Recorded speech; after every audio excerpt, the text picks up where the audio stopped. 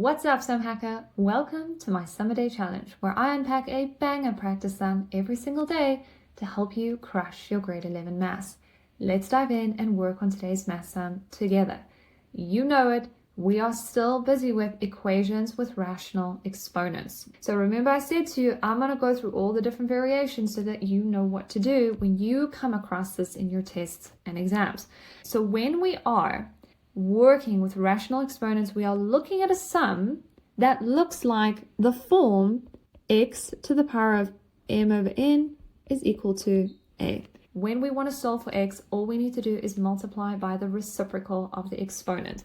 That means that if it was m over n, we multiply by n over m. Reciprocal just means the opposite. So what your sum will end up looking like is x to the power of m over n times the reciprocal of the exponent, which is n over m, and what we do on the one side, we have to do on the other, so we'll have a to the power of n over m as well.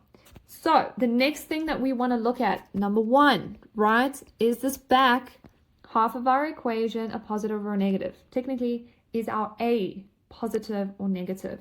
In this particular instant, it is negative, so we need to work with our negative rules. Then the second thing we want to look at is our exponent and ask ourselves, what am I working with here? Am I working with odd numbers, even numbers, or even numbers and odd numbers, and so on and so forth? So because I'm working with a negative a, all right, these are the rules I need to think through.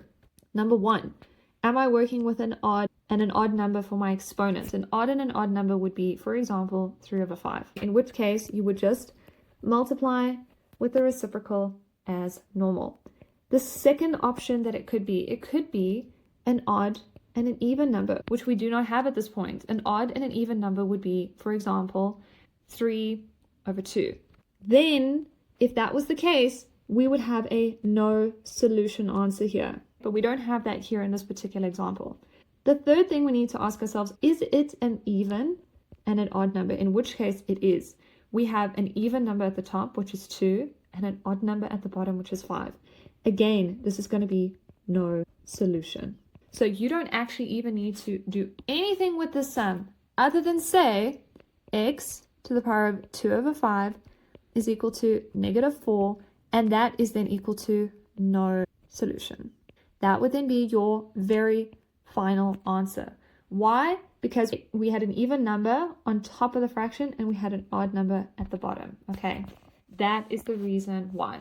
This one was a really short one, but I needed to show you an example where this was the case. But well done, Sum Hacker. That is it for today. If you reached the end of this video, please let me know in the comments if you found this useful and helpful. Plus, let me know if there are any other questions you would like me to help you with.